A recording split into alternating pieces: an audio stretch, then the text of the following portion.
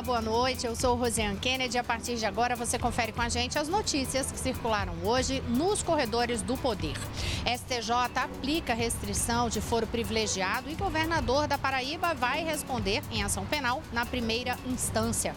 Presidente Michel Temer diz que fez em 2 anos o que se esperava havia 2 décadas. Os detalhes você vai conferir com a gente a partir de agora aqui, diretamente de Brasília, pela TV Brasil, pela Rádio Nacional e emissoras públicas de todo o país.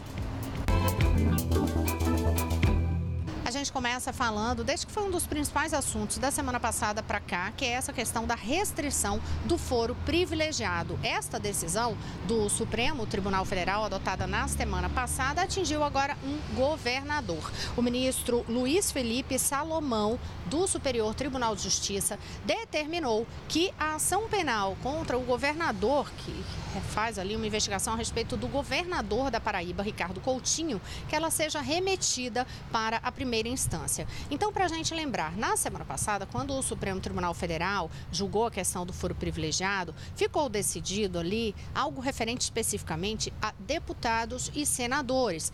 Houve um entendimento de restrição deste uso do foro privilegiado para esses políticos, de forma que eles só passam a ser julgados na Suprema Corte em caso de crimes cometidos durante e em função do mandato. Não foi feita ali uma referência naquela ação em relação a governadores. No entanto, o ministro do STJ, Luiz Felipe Salomão, ele fez uma análise ali de simetria. Qual é o argumento que ele aponta? Ele diz que o seguinte, o princípio da simetria é aquele segundo o qual os estados são obrigados a se organizar institucionalmente de forma simétrica à União. E aí, portanto, passou a fazer essa análise também, fazendo uma restrição de foro referente ao caso do governador. Lembrando aí, em relação à acusação que pesa contra Ricardo Coutinho, ele é acusado por suposta prática de crimes de responsabilidade ocorridos em 2010, quando ele exercia o cargo de prefeito de João Pessoa, ou seja, não tem referência em relação ao exercício do atual mandato, nem teria sido praticado pelo denunciado aí, como o cargo já de governador. Este assunto do foro privilegiado tem vários desdobramentos, tem inclusive outras ações a serem avaliadas. Eu vou começar a conversar aí, destrinchando esse tema aqui, vou conversar com Mariana Jungmann, que você acompanhou aí nas últimas 2 semanas aqui no comando do programa Nos Corredores do Poder. Eu estava de férias, agora estou de volta. E este assunto, né, Mari, foi um dos temas que você abordou na semana passada, mas aí agora a Procuradora-Geral da República, Raquel Dodge, ela pediu explicações ao Supremo sobre esta extensão, né, dessa restrição do foro. O que é que ela está perguntando exatamente para a Suprema Corte? Boa noite. Boa noite, Rô. Bem-vinda de volta.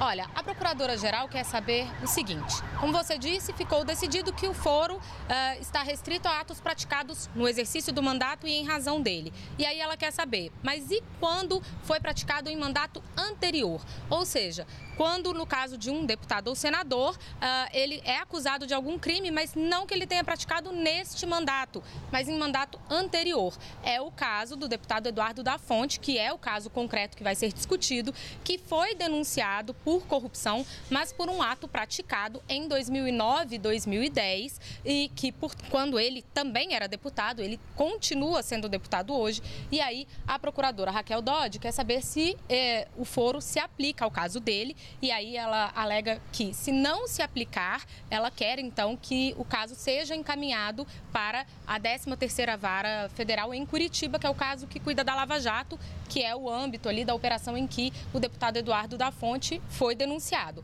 Essa denúncia já foi apresentada pela Procuradoria, mas ainda não foi julgada, e aí justamente esse caso deve ser tratado agora, nessa quarta-feira. O relator é o ministro Edson Fachin. E ainda em relação a foro privilegiado, tem uma outra discussão que vai entrar na pauta do Supremo Tribunal Federal. Mariana, a gente vai explicar mais na quarta-feira, mas já para ir detalhando, avisando para vocês sobre essa pauta tão extensa de poder, principalmente quando o tema é foro privilegiado, que é um tema extremamente polêmico.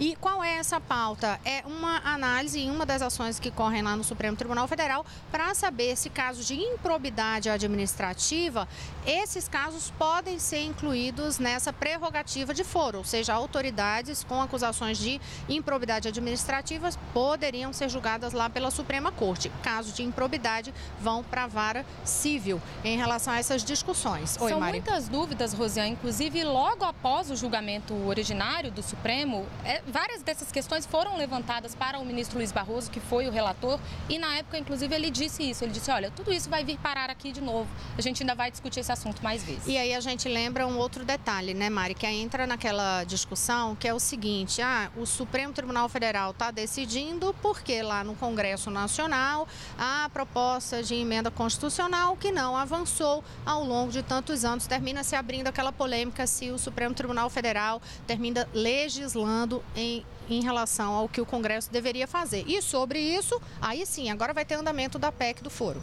A PEC do foro está parada desde dezembro, quando foi criada a comissão especial dela, mas essa comissão nunca foi instalada. E aí, a perspectiva, então, é que nessa quarta-feira, a comissão especial que vai analisar essa proposta de emenda à Constituição, que já foi aprovada no Senado, falta só a Câmara, que ela seja instalada. Mas aí a gente lembra, com a intervenção federal, a Constituição brasileira não pode ser emendada. Então, a gente não sabe até onde essa PEC vai poder avançar.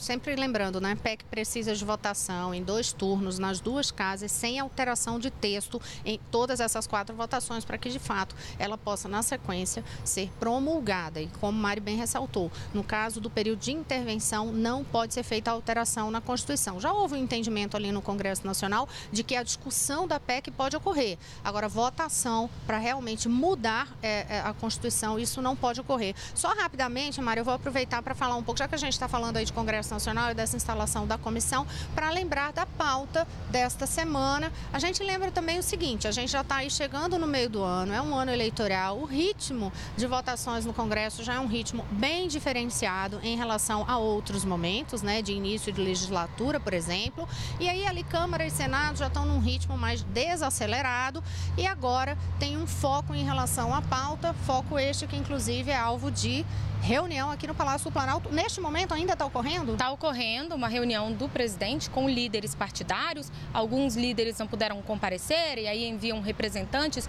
mas o fato é que é uma reunião para tentar justamente mobilizar a base no Congresso Nacional para aprovar. Você lembra, Rosiane, a gente falou aqui daqueles 15 pontos que eram prioridades para o governo esse ano, a maioria deles em pautas relacionadas à economia, para movimentar a economia. Essas pautas não estão andando no Congresso Nacional, os parlamentares já bastante dispersos por causa do período aí que antecede as eleições. E aí, com isso, essa reunião agora na tentativa de mobilizar essa base. Um dos temas, por exemplo, é aquele cadastro positivo que ajudaria a reduzir a burocracia e, consequentemente, os juros para os consumidores. Então, há aí essa tentativa de mobilização. A Câmara vai começar a semana com 7 medidas provisórias trancando a pauta e o Senado deverá se dedicar a um projeto, Rosiane, que prevê ali a regulamentação para o Instituto Chico Mendes reger fundos de compensação ambiental e definir ali a destinação desse dinheiro. E aí a gente lembra também, no Senado tem aquele projeto da segurança pública, do Sistema Único de Segurança Pública. Há uma expectativa de que na quarta-feira a Comissão de Constituição e Justiça comece a analisar esse projeto. Você vai conferir os detalhes com a gente ao longo da semana no que for avançando nesta pauta no poder. E já que a gente falou do presidente da República, Michel Temer, que está nesta reunião aqui no Palácio do Planalto, a gente lembra que ele teve uma agenda mais cedo lá em São Paulo. Alvo do discurso, principalmente, o foco foi economia. O presidente que chegou a fazer a afirmação que fez em 2 anos o que se esperava havia aí 2 décadas. Mas quem tem os detalhes, tanto do evento como sobre essas declarações dadas hoje pelo presidente Michel Temer, é Vanessa Casalino, na redação em São Paulo. Boa noite, Vanessa. Oi, Rosiane, boa noite para você, boa noite a todos. O presidente Michel Temer participou da abertura de uma feira na Associação Paulista de Supermercados e destacou as ações de seu governo. Disse que em 2 anos foram adotadas medidas que eram esperadas há 2 décadas, como a reforma do ensino médio, com ensino integral e que, de acordo com o presidente, vinha sendo discutida desde 1997. Michel Temer citou ainda a recuperação dos resultados de estatais como Petrobras e o Banco do Brasil e lembrou o contexto das discussões sobre as contas públicas que existia quando ele assumiu o governo, para destacar que houve uma decisão firme de não aumentar impostos. Acompanhe. Temos 2 anos de governo e não houve aumento de impostos, não é? Quando nós chegamos, lembra-se que falavam-se muito na CPMF, etc., nós nem tocamos no assunto. 2 anos sem impostos. E, interessante, nós fizemos, o Meirelles disse assim, olha, nós, no nosso governo, nós fizemos em 2 anos o que talvez devesse aguardar 8 anos. Mas eu vou me servir aqui, o Meirelles, das palavras do Pedro Celso e do João, para dizer o seguinte, interessante, toda a modéstia de lado, né? Mas eu acho que em 2 anos nós fizemos coisas que se esperava há 20 anos. O presidente fez ainda um pedido ao setor para que auxilie no programa Progredir do governo federal. Progredir pretende impulsionar os beneficiários do Bolsa Família para que eles tenham sua condição social melhorada. Michel Temer pediu aos supermercadistas que contratem os filhos das famílias que recebem o Bolsa Família para que eles comecem a trabalhar, tenham sua própria renda e possam construir o próprio futuro. Nós vamos agora à redação da TV Brasil em Brasília conversar com Daniele Popov, que tem informações sobre uma entrevista que o presidente Michel Temer concedeu ao SBT. Dani, boa noite. Olá, Vanessa, boa noite a todos. E um dos temas dessa entrevista que o presidente Michel Temer falou foi sobre economia, né? Gasolina e demais combustíveis devem ficar mais baratos, foi o que ele disse nessa entrevista concedida ao SBT na noite de ontem. Segundo o presidente, o governo estuda a possibilidade de diminuir também o valor das contas de energia, alternativa que está sendo estudada pelo ministro de Minas e Energia, Moreira Franco. Se for possível, segundo Temer declarou na entrevista, a redução será feita ainda nesse semestre. Michel Temer fez uma avaliação positiva da própria gestão, dando nota excelente para seu governo ao citar 2 reajustes concedidos ao programa Bolsa Família. O mais recente, anunciado dia 30 de abril, será de 5,67% e começará a valer a partir de julho. Quanto às eleições, o presidente afirmou que tem até julho para definir sobre a candidatura à reeleição. O presidente também foi questionado sobre a relação dele com o advogado José Yunes e com João Batista Lima Filho, o Coronel Lima.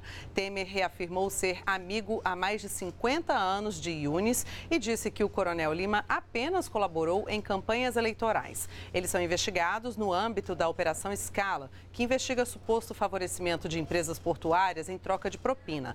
Temer também mencionou as investigações que envolvem a filha, Maristela, na Operação Scala, sobre se houve uso de recursos ilícitos na obra de reforma da casa da filha do presidente. Ele afirmou que foi uma reforma regularmente paga e esclarecida. Agora eu volto com você, Rosiane. Dani, a gente vai conversar mais um pouquinho, só lembrando que essa entrevista, como você ressaltou, foi concedida no programa, no SBT, o programa Poder em Foco, ontem à noite, com o comando da jornalista Débora Bergamasco. Foi uma entrevista concedida a ela. Em relação ainda a essa área econômica, eu aproveito só para lembrar que hoje houve mais um motivo para comemoração aí de dados econômicos no governo, que foi a divulgação da Anfávia, né, que é referente à fabricação de veículos automotores, que apontou uma alta na produção de veículos em comparação ao mês de abril deste ano com abril do ano passado. Olha, o percentual de aumento foi de 38%, isso de vendas, né, de veículos, 38,5% o aumento das vendas dos veículos. E aí isso mostra aí uma retomada de crescimento em relação a um período que só se compara lá atrás. A última vez que se tinha dados tão positivos tinha sido lá em 2015. Então isso gerou uma comemoração significativa, porque quando se fala em veículos e lá no meio se percebe também, olha que curioso, o aumento da venda de veículos como caminhões, isso é visto nesse ambiente de análise governamental de economia como uma prova de que sim, está sendo retomado o crescimento, porque esses veículos como caminhões, né, carretas, caminhões, eles mostram justamente um transporte de produção. Então, por isso, todo o otimismo. Mas eu sigo falando aí de economia, vou conversar com Daniele Popov mais uma vez para lembrar um dos destaques da programação de hoje, que é o Diálogo Brasil, e um dos temas é justamente sobre economia. Qual é o debate de hoje, Dani? Pois é, Rosiane, a retomada do processo de privatizações no país é o tema do programa Diálogo Brasil de hoje. O economista Júlio Miragaia, membro do Conselho Federal de Economia, e o professor de Economia da Universidade de Brasília, Roberto de Góes Eleri Júnior, são os convidados do programa, que é conduzido pelo jornalista Estevão Damásio. Um deles considera um erro vender estatais para pagar dívida pública. Outro sustenta que o uso político das estatais é uma particularidade brasileira que torna as empresas ainda mais privatizáveis aqui do que em outros países. Vamos acompanhar um trechinho. equivocado queimar patrimônio público para pagar dívida pública, né? Isso não é adequado, isso não é recomendável, porque o dinheiro acaba desaparecendo e o patrimônio é alienado. Mas o outro aspecto é em relação ao caso específico da Eletrobras, né? Se trata de uma empresa de algo em torno de 50 a 60 anos, extremamente consolidada em todo o país e que responde por um setor estratégico, que é o setor de energia. Aqui no Brasil, a gente tem muita dificuldade em lidar com a empresa estatal sem que ela seja tomada pelo jogo político e que ela acabe servindo aos políticos e não à população. Isso está em ênfase por conta dos escândalos, mas isso sempre aconteceu no Brasil. A gente pega a história do Brasil, isso está sempre rodando. Talvez seja um motivo para a gente pensar que, mais do que em outros lugares, tudo aqui é privatizável. Pois é, e uma informação adicional que a comissão especial que analisa o projeto de lei sobre a privatização da Eletrobras na Câmara dos Deputados promove nesta semana seminários em 6 estados e no Distrito Federal para discutir o modelo de privatização sugerido no projeto encaminhado pelo governo e também os impactos dessa medida. Rosiane. Obrigada, Daniele Popov. No próximo bloco, você confere com a gente detalhes sobre o prazo final para ficar com o título de eleitor regularizado e sobre a abertura das inscrições do Enem. É daqui a pouquinho, eu volto já.